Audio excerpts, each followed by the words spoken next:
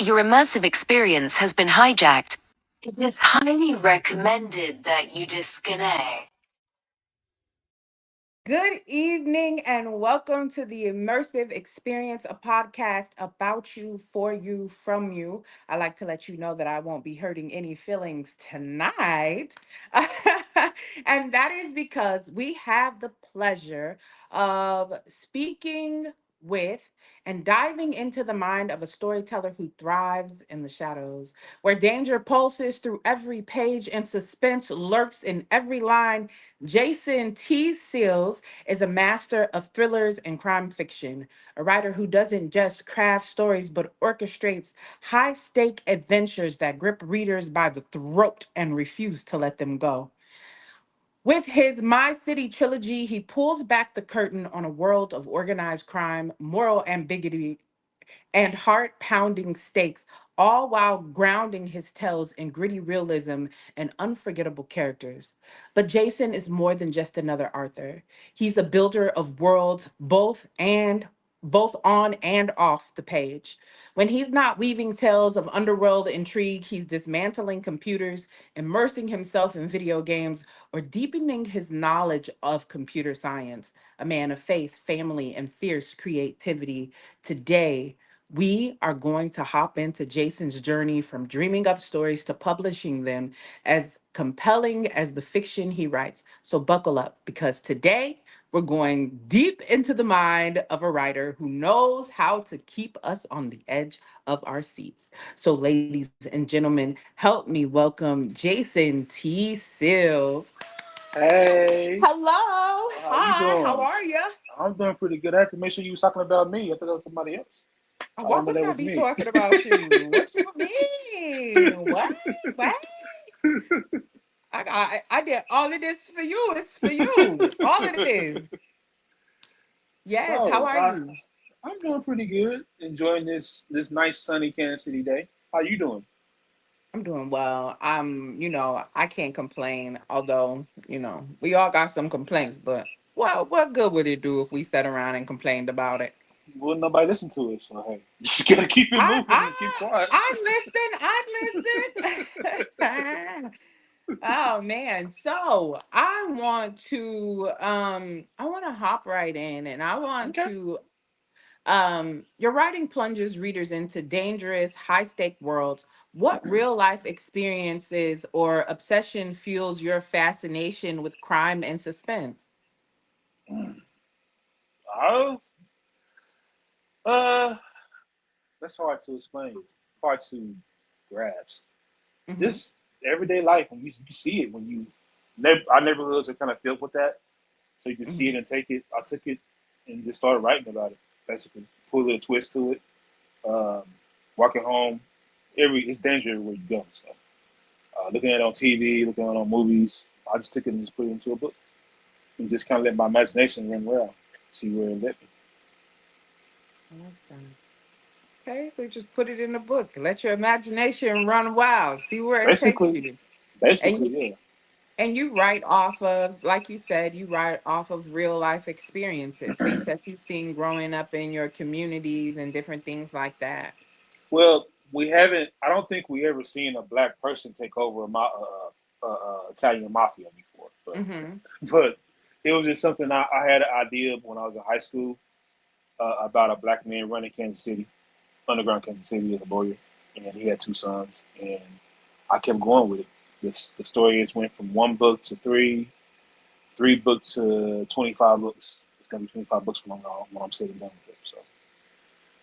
That's amazing. How long have you been writing? So technically, I started. I want to say in high school. Mm-hmm. Right after high school, but I didn't really get serious with it until 2009, 2015. That's Okay. when I wrote my first book. It took me a year and a half to write. My City took me about a month to write, and it's fascinating writing. It's fun writing. It really Okay. is fun. Yeah, I love writing this. You get out there, you go into a different, leave the real world and go into a world, fantasy world, and you Mm-hmm. get caught up in the characters. You can't get out. You think you're the character, so something to escape from. Wow. So you've described a long journey from dreaming of being an author to actually publishing your work. May I ask, what was the turning point that made you go from someday to now? Uh, Basically in 16, sorry to say, I was on some hard times. I almost took my life, and one of my friends kind of just bulged me until I start writing. She told me, "So you don't realize how much talent you got," and I thought she was joking. And like I said, my first book took about a year and a half to write, and after that, I had I say about a year, about 2 years, I had 4 books out written, Mm. and the rest is now. This year, I've written over 25, 30 books, and it just when I get a story, I think about it, and just kind of starts flowing. And before I know it, I have so many books in one series. It's amazing. It really is amazing to know that you can write something like that. Yeah. Would you say that you stated that you had suicidal thoughts? Would you say that writing is something that is kind of not necessarily saved your life, but was a catalyst in helping you with your suicidal ideation? I think it was. If it wasn't for the name of the book is called "Things Happen for a Reason." If it Mhm. wasn't for that book, it I say it's 80, 75, 85%. That book helped me save my life. It really did. It gave me something to outlet. It kept me focused, even when I didn't want to go on, even when I want to keep living. I started writing, and I forgot about all those things, and it kept Mhm. me focused. The research kept me focused, and looking at it and reading and going back, looking at it and reading over it, I could see the actual final product, and I'm actually proud of that book because that book I want to finish it so it can help somebody else. If it helped me, I know it can help somebody else. At least it's one person. I know it can help somebody else. So Yeah. that's why I kept writing. I like that. And I appreciate you sharing that with us and letting us in. All right. If you could drop one of your characters into a video game, who would it be and how do you think they would fare? I have to say, in my series book, it'll be Jackson Black because he goes by Jax. It'll sell pretty good. It'll do pretty good. Jax is a very artistic thinker. He he's calculated, thinks out all his plans. He's always 10 steps ahead of everybody else. As a lawyer, not only as a lawyer or a judge, but as a criminal. Hmm. I hate to say that, but yeah, but he's very articulate. And what makes him so good as being a good criminal is he knows how to manipulate the law to get away from getting caught, and Yeah. he's really good at that. And I think that'll be a really good video game. Really good, make people think and stuff. So, Okay. So I want to ask you, what is the process for your character development, like building your characters and everything like that? How do you base your character? Who do you base your characters off of people that you know or things that you've seen? Like, how do you? well, my first book, no, I just picked the name and started writing. The my series books, I got Jackson off a TV show Mm. called Sons of Anarchy. I like the name. If you ever watch Sons of Anarchy, there's a guy named Jackson Teller. He's kind of head of a motorcycle club. And Jackson Black in this book is kind of like him, more very, very smart, very, very articulate, very, very plans everything. I based it off of him. So the only difference is Jackson in my book is black and the 1 and 2 so is white. And I just started basing it off of certain ideas. Nobody in particular in the world. Now, one book I do have out, I kind of, I kind of squeeze some people into that. People I don't like. Yeah, unfortunately, this book would just beat the crap out of you. But other than that, no, nobody else. Nobody else. No, but yeah. Yeah. Okay. These are good things. What's a crime thriller? What's a crime thriller you love to embrace? And one you love to see disappear forever? A crime thriller, like a Mm-hmm. book or movie. Either one. Oof, crap. My favorite crime movie was I would have to say Hard to Kill. Okay. That was one of my favorite ones. They all thought he was dead. He's not a cop no more. They all thought he was dead. I love it. It's timeless. It's just timeless. I like Power, the original. Um, I love Power. Um, what else? Uh, I would have to say New Jack City. Okay. No, not New Jack City. New Jack City. Sugar Hill. Sugar Okay. Hill. Sugar Hill reminds me of my books because there was two brothers. The Okay. only difference between Sugar Hill was the one that was behind the branch was the youngest brother. And in my book, the oldest brother is the brains in that book. So yeah, so that kind of reminds me of my story. But yeah, Okay. And yeah. then what's one crime thriller you'd like to see disappear forever? Disappear forever. What you mean disappear forever? Like don't come I'm just back. saying, like, hypothetically, what's one crime thriller you'd like to see disappear forever? New Jack City. New Jack City. New Okay. Jack City. New Jack City. Why, why New Jack City? New Jack City is doing too doggone much. It's cool, don't get me wrong, but they doing too much. Hmm. I would have to say maybe Raising Canyon, one of 50 Cent's TV shows. They're Hmm. just doing too much. It's like you got this in New Jack City. You got this dude who just doesn't care. He just like he's gonna have his whole world. He's gonna treat anybody the way he wants to make his money. And then in Hmm. Canaan, Raising Canaan, it's like a whole family of drug dealers. I'm like, God, dog, seriously. So weird. So it's interesting. It's interesting. It's good. But I'm like, that's crazy. It's crazy. Okay. I'm like, yeah, but yeah, But that's that's all. real. I It feel like is that's real. the real thing. It is real. Because like It drug is real. dealers beget drug dealers. It is real. It is real. It is real. In my book, in my city, once you start reading it, uh, Mhm. Jackson's whole thing, from the time he gets into the time he comes on the scene, he's trying to get his dad, his whole family out the game. Okay. He does something so dramatic that kind of terrorizes him. He wants out. He wants his whole family out. But his dad is so he loves the power, and Yeah. Jackson's trying to get him to stop. And that's his goal from day one. Trying to get him to stop, get out the game. That's his whole goal. And a lot of people, I don't think a lot of drug dealers, when you watch them, not trying to do that. So they get attached to the power and want to keep going. So Now I want to ask you, how do you keep perspectives in order? Like, okay, so like I guess I just think about this like writing and for me, I just write poetry. So it's always easier for me to it's I only write from one perspective nine times out of ten. But you write from multiple perspectives, just like you were just explaining the characters. I got that's a good question. Somebody asked me that. I don't know how my mind works in mysterious ways. I don't know how I keep it different. I I can stop from one book Hmm. and I get stuck and go to another book and go back into that one. I have crossed characters a couple times, but I went back and erased it. But for the most part, it's I don't know. Just my mind has a way of just shutting out that other book and just starting another one. I have no idea how I do it. I can't explain it. It just goes like that. It's kind of a talent I don't even know what I have. So Hmm. In the My City trilogy, which dives into organized crimes, what themes were you most passionate about exploring in this series?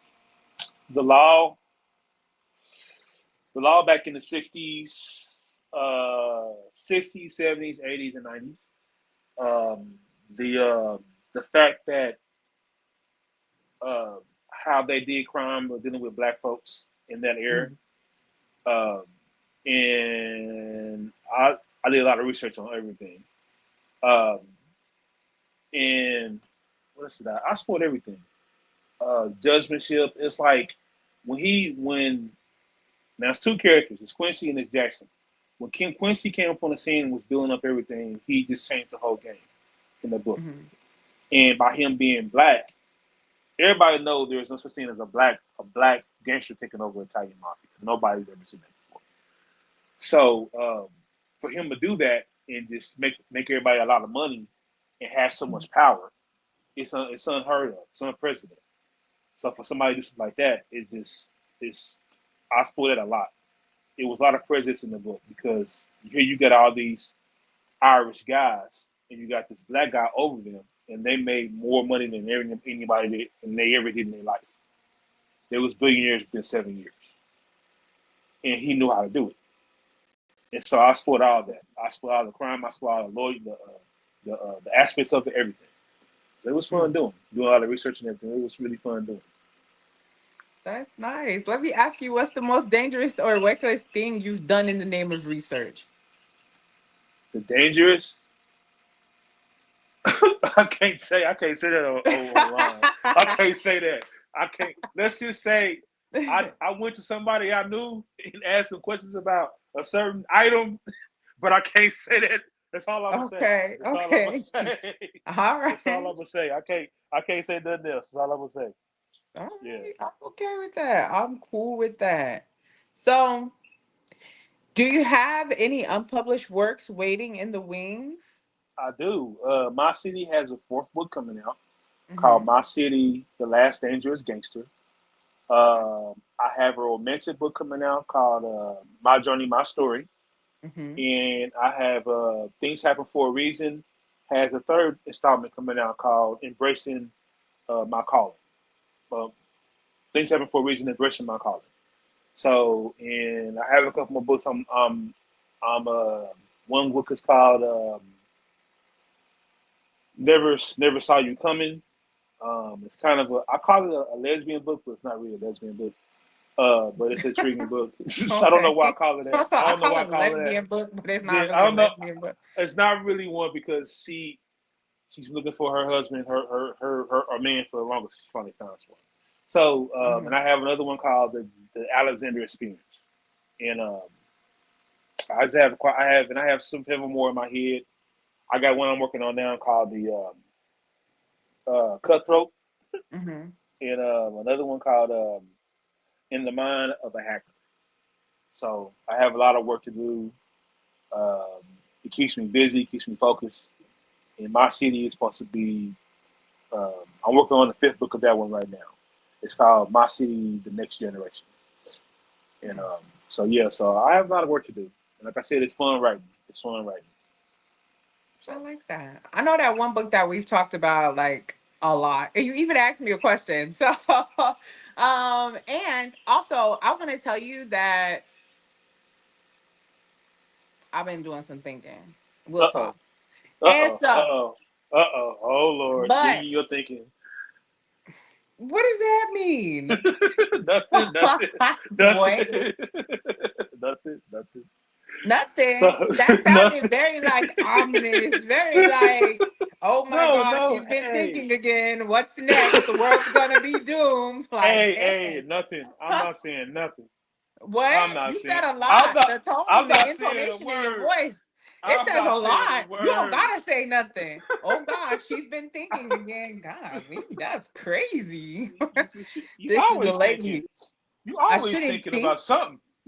I you know the crazy thing is that I think about a lot of things because I hold a lot of things in my mind at one time and I'm always comparing different things to each other. And that kind of like it helps with my like it helps me with my writing actually. You Does know it? how you know how pastors could get up there and compare anything to anything? They Like, study that though. huh? They study that though. Pastors study that. They Well, go I over didn't their study notes. it, but I do it in my head. And so it's just easy for me to like correlate different things to each other.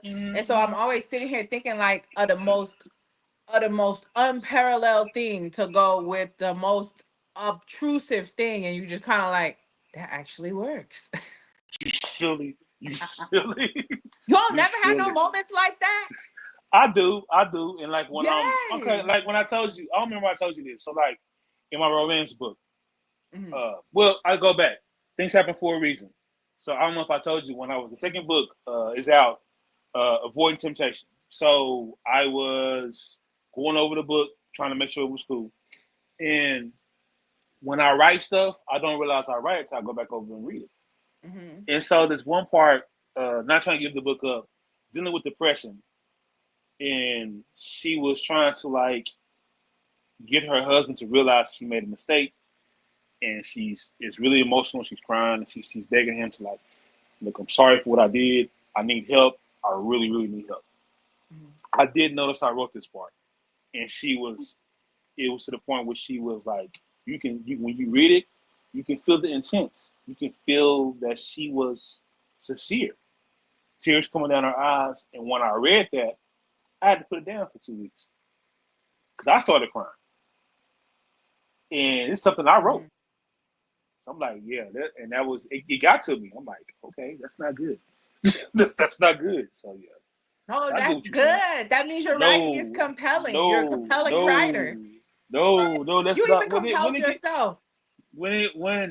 when you don't realize what you don't put in your book. Yeah, that's scary. That's But that's scary. why we go back and we look at the things that we write. Well, I got another one for you, and it's not like a tear jerk, but it's dealing with marriage. Hmm. So in the romantic book, I think it's in the second book. So, and he's engaged to his third wife, um, and she's a doctor, and we all know how doctors are. They have that God complex, and they want Hmm. to everything they want to control every single thing. And so, without realizing I put it in there, I she comes home from work, and she's a boss. The boss is very around, and so when she comes home, she immediately submits to her husband. He's not fussing at her. He's not arguing with her. When you read it, it's a transaction when she walks in the door that she literally submits to him. It's like whatever. It's like he's in charge now. And a lot of times, a lot of doctors that do that, women or men, black or white, can't do that. Hmm. And when I was like, God dog, did I put that in there? It was just shocking when you write something like that and you see that. So I don't. It's very scary when I'm doing that. It's very scary That's that when I complex you got to be able to hold different perspectives at different times, and you don't know how you do it. I sure don't. I sure don't. I started. I was like, wow. And I was trying to explain Yeah. it to somebody, and it was like, I ain't doing it. I'm like, it's not. He's making her do it. So he's not making her do nothing. Read the book. Read the part. He's just as humble as she is, but she humbled herself unto him. It's like whatever he says goes, and he's not making her do nothing. That's just how connected they are, and how a marriage is supposed to be. Hmm. Yeah, so it was very overwhelming, I would say, to do something like that. So, but I want to like I hop said, back into something that you said earlier, and I what? know you stated that you were writing about depression in that sense, and then you had realized something that you had written. Is it something that that made you emotional because it related to personal ventures of yours or things that you personally have gone through? No, it didn't. What happened with that one was I guess she realized her mistakes that she did, Hmm. and because she hurt him, and she hurt him as well, Hmm. and he didn't want to talk to her because he was hurt, and he was protecting him and the kids. And when she realized what she's been doing for the past 7 8 months, it it triggered her. She was begging and asking him to help her, and that was very emotional. She had tears coming down her eyes. She's begging her husband, telling her she knows she messed up. She knows she jacked up.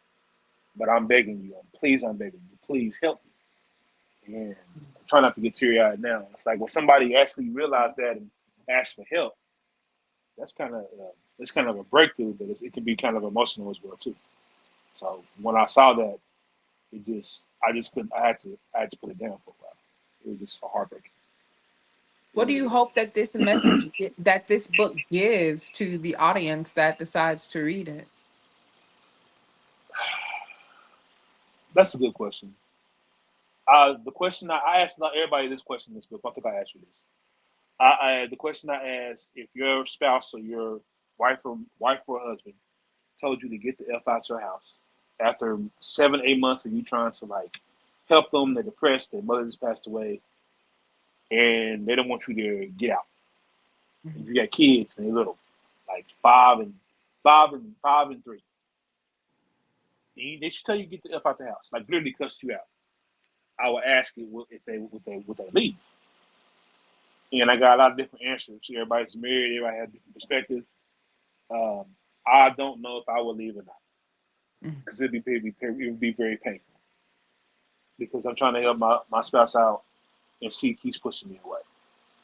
And Mhm. on top of that, she neglected her kids as well too. So I don't know. I don't really know if I would stay or not. My main concern would be for my kids, and I just want people to look at that, read that part, look at that, and then try to like if you are going through the problems of depression, try to help your spouse.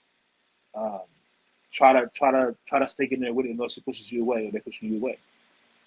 Don't turn your back on people with depression, and that's a lot of people do that.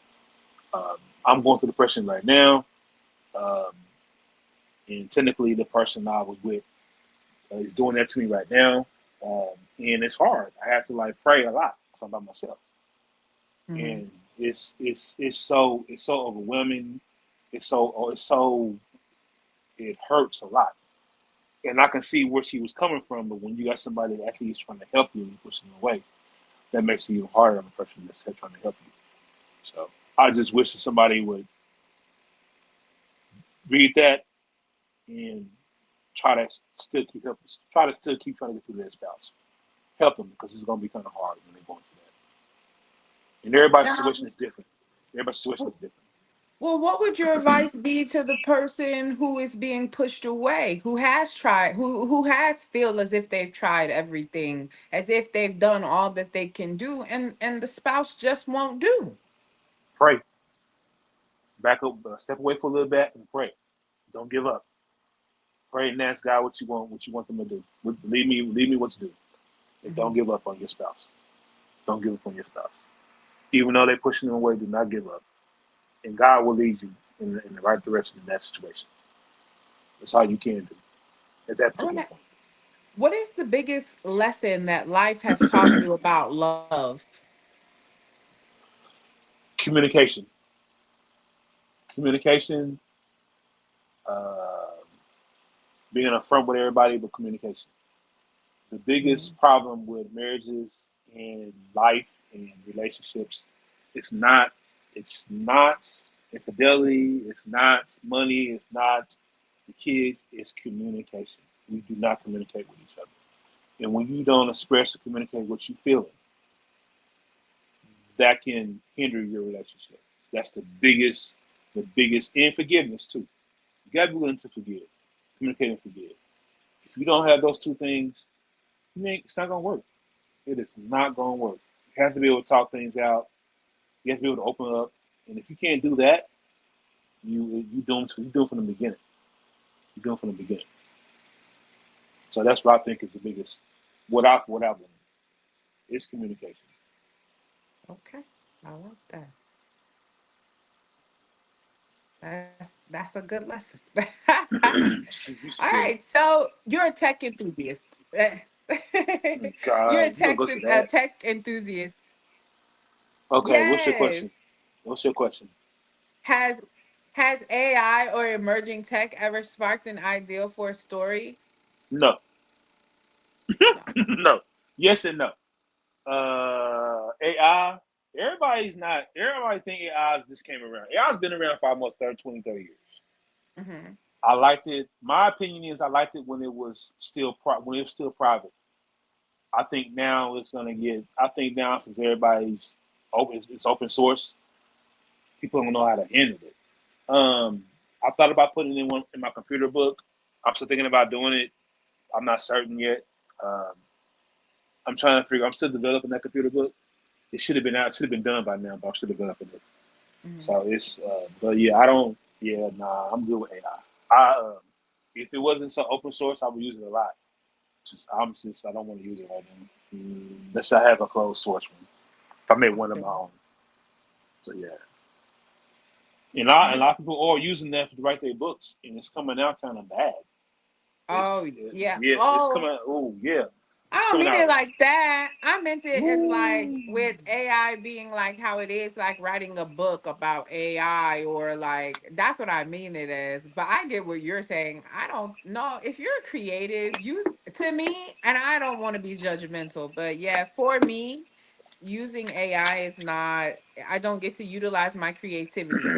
So I mean, AI helps me with like podcasts and shit and stuff like that. But yeah, other Mm. than that, that's like, but writing, oh no, AI could never write like me, honey. AI could never be me. What?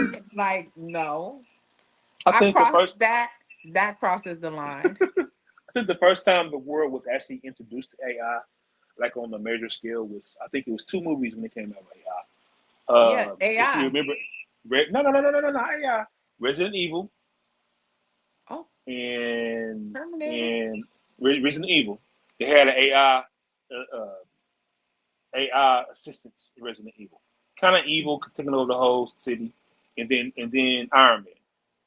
Iron Man had AI in that one, and that's kind of the first time the world ever Right. got to see. I could be wrong, but that's kind of the first time my world actually got to see a Yeah. kind of AI something experience like that. But I yeah, don't remember the name of this movie, but there was this movie about the little boy. He was AI. It was called Artificial Intelligence. I think yeah, I Reese remember that Witherspoon was too. in the Uh, movie. uh, I remember that. I remember that too. I remember that too. I remember that too. But Yeah, so it's like it's a few movies that kind of introduced it to it. But yeah, I don't know if I ever write about it. My hacker book is based off of a kid that hacked into this company that embezzled $1 billion from a company, hmm and he got in trouble for behind it. He got about 7 or 8 years of probation where I can use a computer, something like that. hmm But nothing with AI, and it goes down here from that from them. But nothing with AI, nothing like that. I'm okay, still okay. I might, but I don't know. We'll see. But yeah, I want to ask you because you stated something earlier that you're dealing with depression right now. Is writing still your caped is your caped pen? So yeah. Actually, it is. It is. Um, when I write, I get lost into the story. I'm not thinking Mhm. about depression. I'm thinking about nothing else. I'm just writing. You know, it. And I keep going. I keep going. And only when I stop, I get to start thinking about depression. But when I keep going, it's like I can't. It's like nothing else matters but the pages I'm when I'm writing. But that particular story at the particular time. So I try to keep writing as much as I can on my work. So, but What yeah. would be your advice to someone who is a writer as well, has depression, and is currently stuck right now? Hmm. Stuck in writing. Think Yeah, of just like and also in life. in life. Yeah. I would say just write. Don't think. Just write something down. Just write something down. Mhm. Read a book or something. Read something or write something down. Think one of your reread one of your books. Because even though you're writing, if you reread one of your books, you're still getting into that your mind's going away and getting into another world.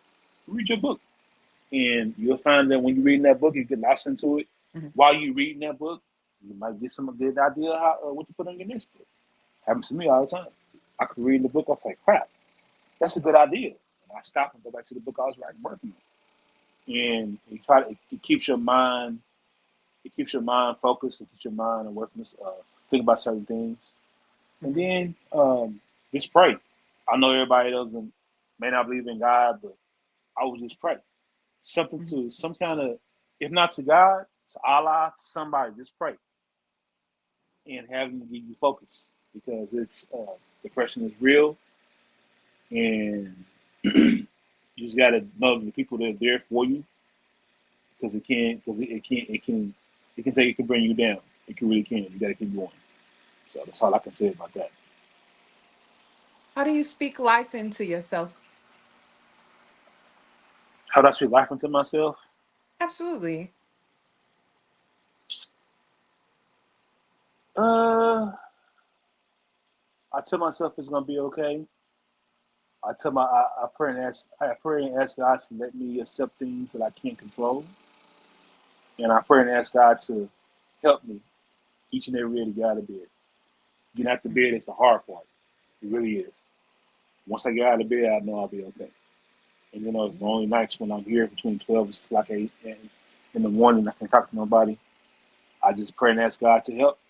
I have to, and he'll either put me right to sleep or have me write something, or have me read something. But I Mhm. know once I talk to him, I know it'll be okay. Yeah.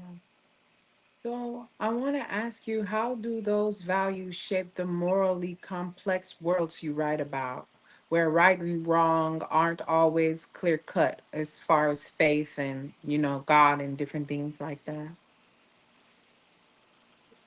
Well, each one of my books are totally different. All of them. Mm-hmm. All of them are talking about God. Of course, I have some of them talking about killing. And how you gonna write that in your ministry? I'm like, okay, but I'm an author. I'm an artist. I'm a writer. Yeah. So I try to write in all genres, not just one. But I was telling somebody this at church not too long ago. All my books, whether they're gangster books, whether they're romance books, whether they're um, sci-fi books, all of them will have some kind of element of God in them. All of them have some kind of reference of going to church in them. Every last one of Mm-hmm. them. And I'm trying to get to the point where I do write just nothing Christian books. I don't. I want to write more Christian books, and I also want to write more gangster books. I want to write other books as well too. I think I don't want to have my. I don't want to have be stuck in a box of doing it like that. Yeah, absolutely. But I just I try my best to make sure every book I touch, I read or I write has some kind of element of God. Like in the first book of my city, not trying to give anything up. It's already out, but when Jax does what he does, and he finds himself kind of out of it for a while, even though he goes to a Baptist church, he goes to a Catholic church to seek understanding. Mhm. That's church. Every book I try to write, somebody's going to church in it. Somebody's going there to get some kind of solitude. Somebody's going there to see God. And so I try to at least put that element in each book I have. Mhm. So to make sure we go have some kind of ground or some kind of some kind of foundation. So, I think something, the most beautiful thing about what you just said is that you don't let people contain how you express yourself through your art. And I think that is important for artists. I do believe that a lot of the world has been able to steal our creativity because they like to put us in boxes and tell us like, "Oh no, you're a minister. You can't write about that or you can't write about." So to have such a strong background of this doesn't define the God in me because I write a story about. I think that is a very admirable quality of you. well, I had one lady on TikTok. She writes Christian books. Now her books are not as specific like mine's are, but they're not traditional Mhm. Christian books. She has romance. I think she has a mafia book in there where the lady actually taught her boyfriend that was in the mafia to turn his life over to God. Mhm. And it's different books, and the scenes in there or not crazy, but they're not everybody would they're not. It's not a clean version, and she's the cleanest one I can ever think of, and she got a flack behind it. Mhm. But it's all Christian. Every one of her books is leading towards leading somebody to Christ. Right. Sci-fi book. Every book she's written, and then she glorifies God, and that's fine for her. But in my instance, I can't. I feel like I can't limit myself to the words I do say. I limit myself to the words I say. Like it's gonna have a cuss word in there every now and then. Or it's gonna have something. It's gonna have a sex scene in every now and then, or something like that. Because that's how I'm expressing my book, and I can't do that. Like Eminem, you can't. Drake couldn't stop him. That man from stopping his expressing himself.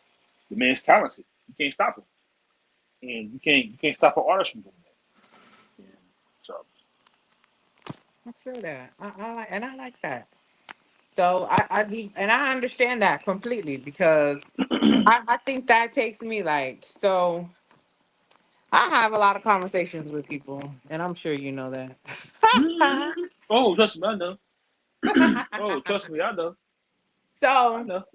when I have these conversations with people, I try to be as real as I possibly can. I don't want people to think that I'm somebody I'm not. You understand what I'm saying? Because Yeah, yeah. I Yeah. want them to get the essence of who I am, and I'm not just somebody that just started today and I came out holier than thou. No, I had a life before whatever happened to me before I entered my soft girl era, if you may, Right. and, Right. I get it. I get it. I get it. and Like so I gotta write about it, and yeah. I write about it very well because it was an experience that happened to me or something that I can relate to very heavily, whether it be feeling wise. And I feel very strongly when I say that I will not allow a person to stifle my creativity because they think that it should be towards one direction. No, I have many directions, kind of like Shakespeare, you know. Hmm.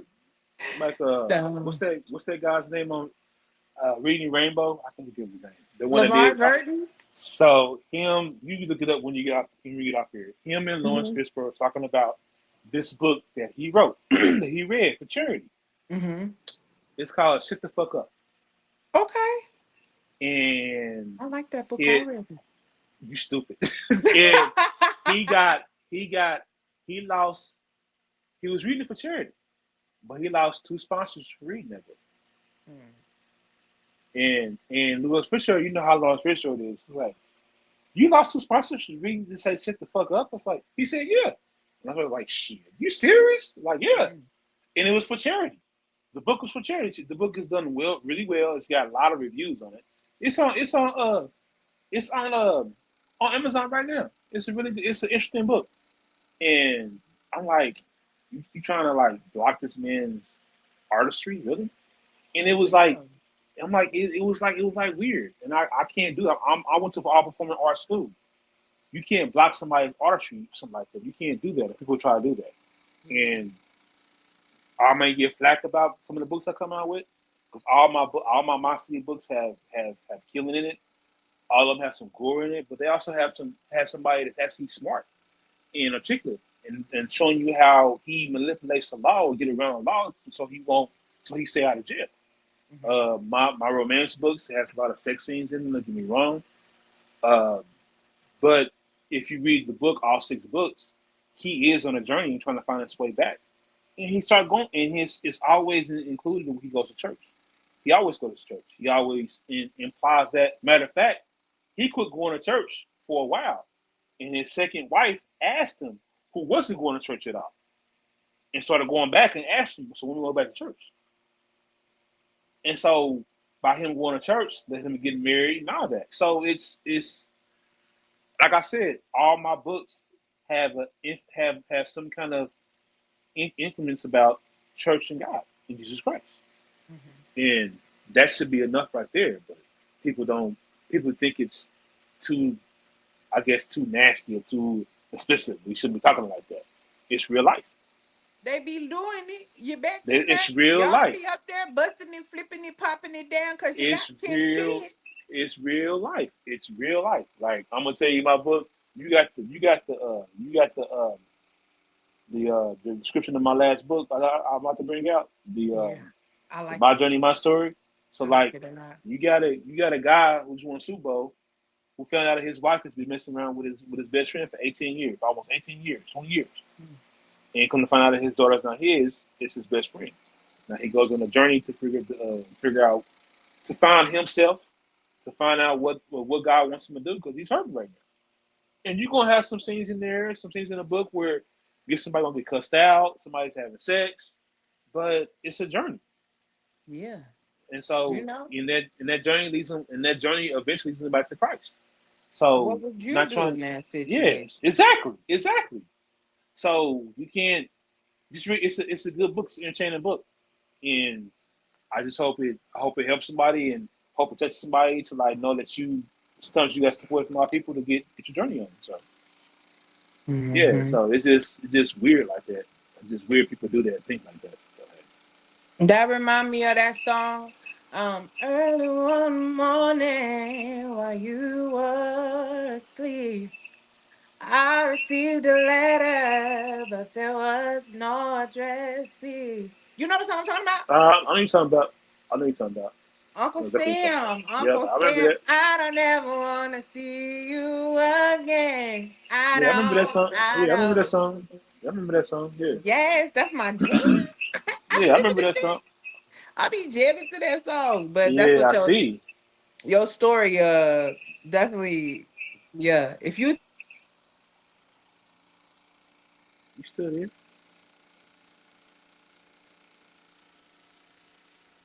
Dizzy, you still there? Hello.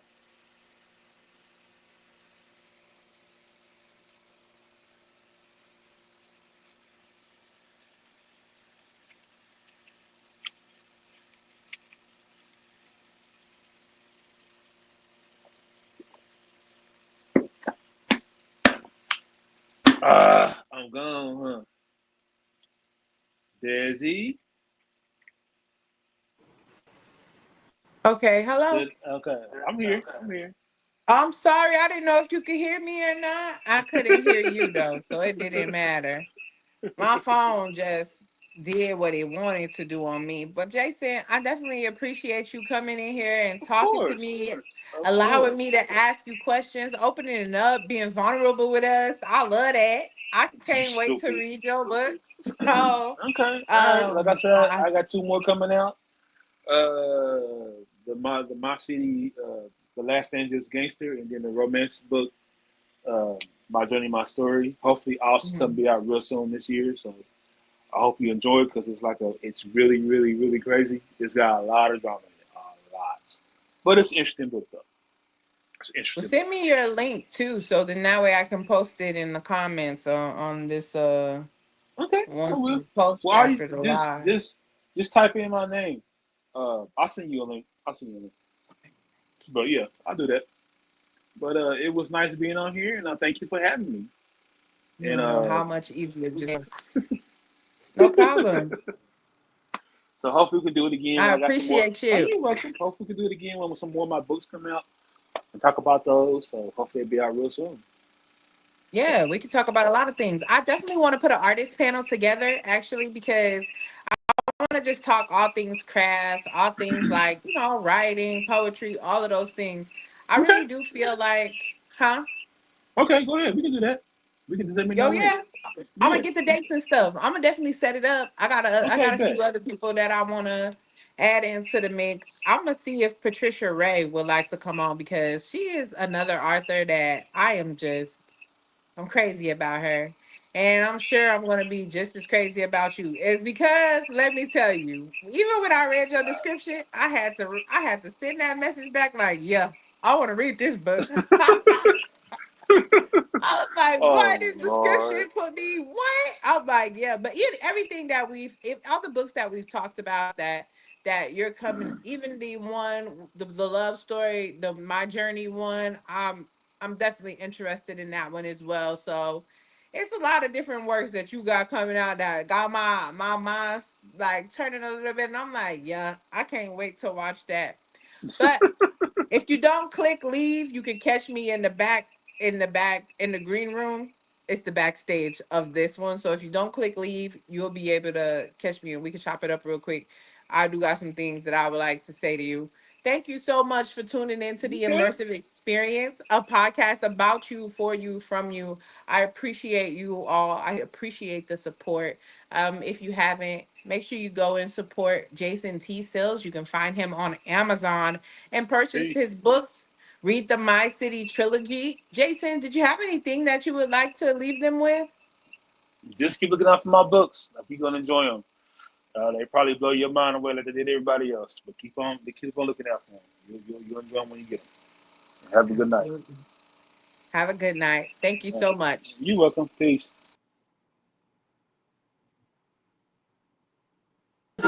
Says your immersive experience has been hijacked. It is highly recommended that you disconnect.